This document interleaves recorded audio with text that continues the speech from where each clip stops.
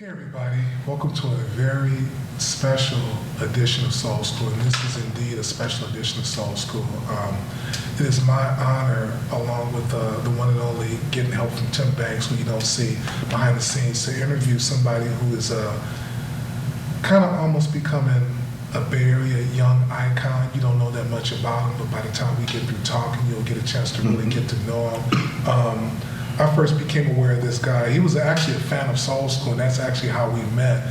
But come to find out, this guy was already doing a radio show in his room, and so it was like love at first bite.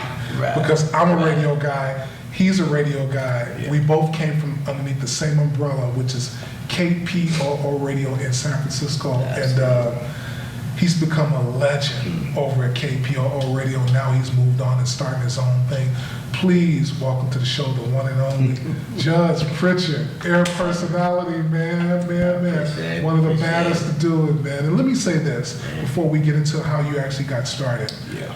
The Bay Area has such a rich tradition, filthy rich soil of radio personalities up here. We've had so many greats to come out, which we're going to get into, but my hero was Bob Jones from KDIA.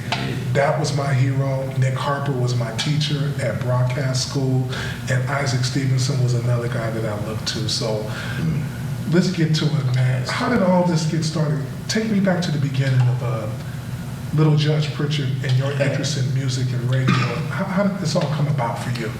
You know, it's one of those stories that people may not believe, but my favorite movie when I was growing up was the movie Car Wash. And throughout the movie, you know, the DJs, they run a show. You know, there's a fictional radio station in the movie called KGYS. And Jay Butler and a few other great DJs out of LA and out of Cleveland, Ohio were broadcasting throughout the movie. I've seen the movie about 15, 20 times. As a kid? As a kid, of course. You know, we come on TV all the time back then. One day, I was about 12 years old. I'm hearing this, and I'm like, yo, out there, I can do that. And I can do that, right? So, every Saturday night, as a kid, I would go into my room, and we had cassette tapes at the time. That's how long ago it was, man. And I would create my own radio shows every Saturday night. And this began a love and a lust for it, man. And then eventually I moved to Seattle when I was about 15 due to, you know, circumstances outside of my control. And my father began to request that I make tapes for him. So I would make the tapes for him like we make mixtapes now. I would make tapes for him in the format of a radio show. And there goes again, man. My love and my lust, you know, just began to accelerate. Came back to the Bay Area. 1310 KDIA was still on the air at the time. This was around 1992, so they were on the air for another 5 or 6 years. And I was just a junkie for it, man. This was the only station I would listen to. It became my primary influence during my early days of radio, early days of my love for radio. At the same time, 107.7 KSOL was still on the air. They moved to 94.9 later on. And I would listen to them every now and then, but 1310 was my home, you know what I mean? So the boss of the Bay. Definitely the boss. The boss of the Bay. I don't give a damn what they say about KFRC. KBIA was the boss of the Bay. Right. You understand? So I began to really develop this love, man. And then later on, up here in Vallejo, KXBT was on the air, 1190 and 1630. They had two frequencies at the time. And I was definitely a fan of theirs, Clarence Ivy and Kevin Bliss, individuals like that. I was a definite fan. So I had 2 radio stations that I ate off of, that I fed off of. And then I saw Soul School in 95. And Soul School began to feed my love again. Because Soul School, while it was on TV, I wasn't a TV dude. But because of the music, man, it really fed me one more time. So I got in contact with you. And later on, you hit me to the fact that KPOO was still on the air. I'm living in Berkeley at the time. Had no idea that KPOO was still on the air because we couldn't get it at my house. So you knew the program director, JJ, who is, you know, one of my primary influences in radio on air. Mine's too. You understand? And Mine's too.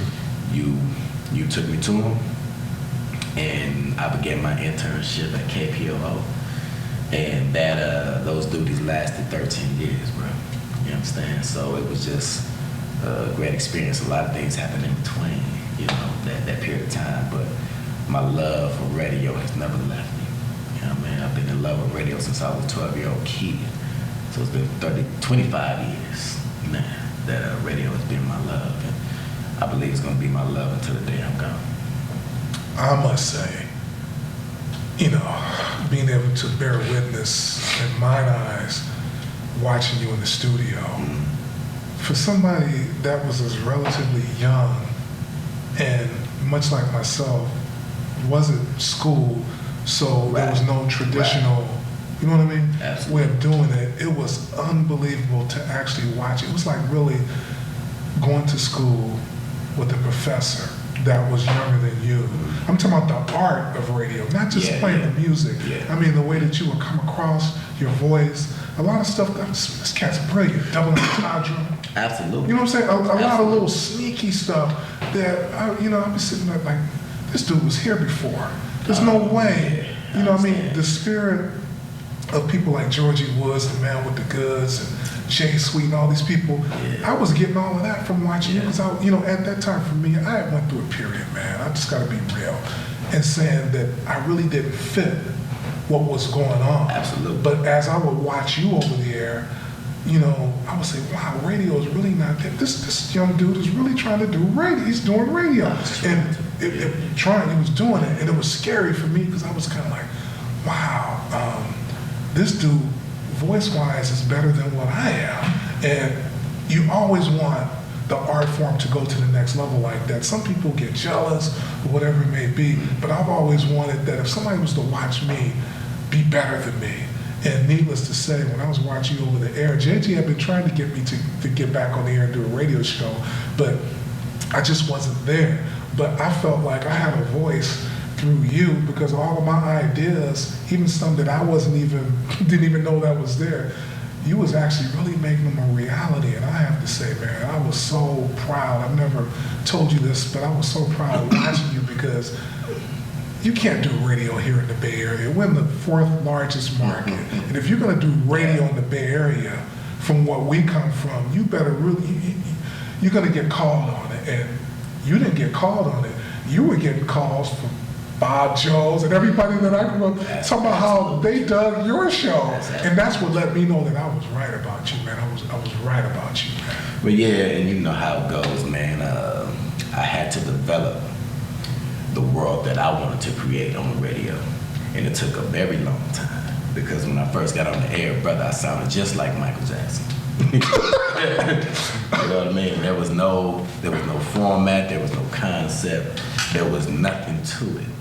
And I had to develop over time. I had to get over the fear of being on the air. I got on the air my first day at the radio station.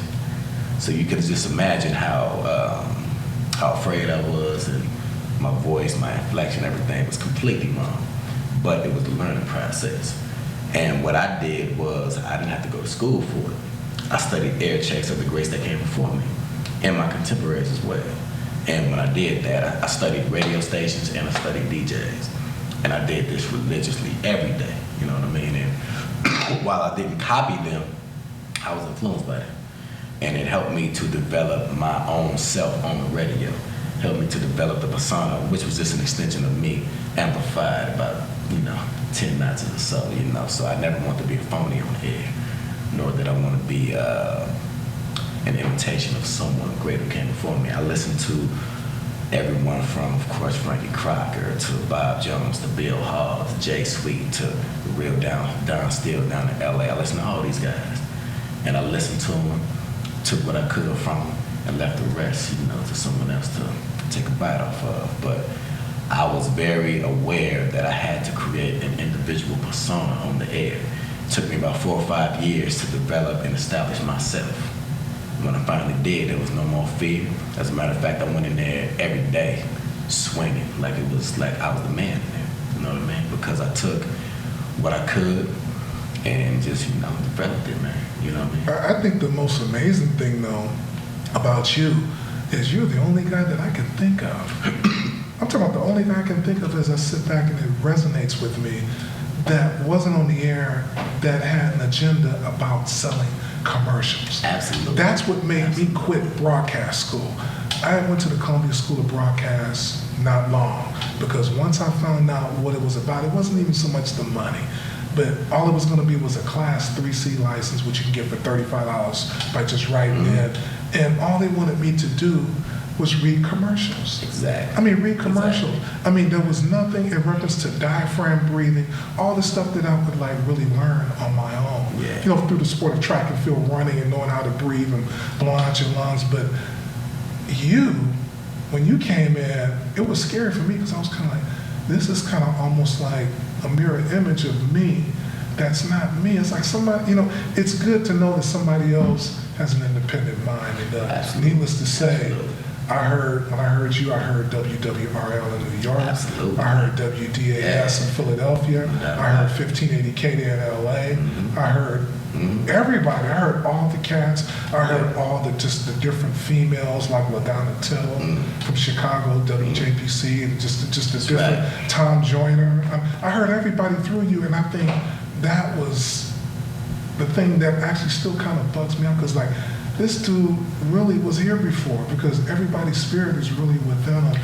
And that's right. Yeah. It's amazing for me to sit back and just like really even reflect on it because it lets me know that even though the music has evolved and changed, the air personalities, which are hardly no more, you like Obi-Wan Kenobi, man. You like one of the last real Jedis that's like love, and it's good that it's not an old cat like me, somebody that's younger like yourself that's actually really passing it on, and I know that you've inspired and influenced a lot of other youngsters through. You ever have anybody like really reach out to you now? I've had a great deal of people reach out to me through when I was on Facebook and just, you know, writing me at the radio station, you know, but the greatest thrill I had was when the brothers would write me from San Quentin prison and tell me that they would listen to the program because this is what I do it for. I didn't do it because I wanted to be popular.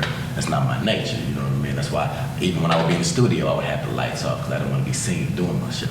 I just wanted to do it, you know what I'm saying? And I did it as a form of self-expression, but I also did it as a form of fulfilling my service, you know, to my people. If I may ask, you touched the nerve with me with the San Quentin thing, man, because I showed you one of those letters. I vaguely remember that. I forgot all about it, man. Yeah, brothers would be locked up, and they would get a joy out of the 4 hours that they were able to hear me.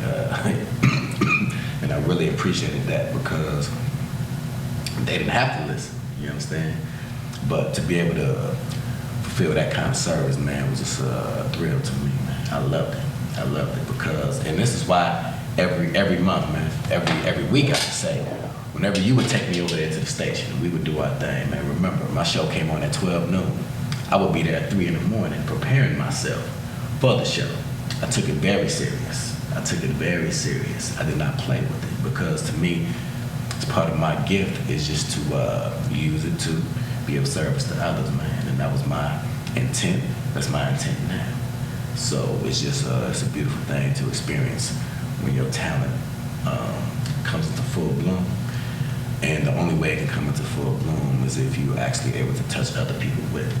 You know, if you're selfish with your gift, you know, eventually it will go on a decline. So, Music Radio 205 BGs. Yeah, that's hot, man. That's hot. You took me back. You got me real good with that one, man. You always surprise me, man. The jam is You Stepped Into My Life, which was later done and became a big hit by Melba Moore, produced by McFadden and Whitehead in 1978. This is taken from 1976's Children of the World LP. Man, the Bee Gees were hot, man. Hotter than July, brother, back at that time. Yeah, they came. Even though it was a disco time, they were real funky also. Absolutely. They, Jive Talking, when I think about the Bee Gees, I think about Jive Talking, one of the baddest, funkiest changes you'll ever hear, man. Jive Talking, Nights on Broadway, everything. They came with a different flavor than they had before. In the late 60s, early 70s, they were mainly, in that pop market. They went back home and told their producer that they needed a specific sound, a specific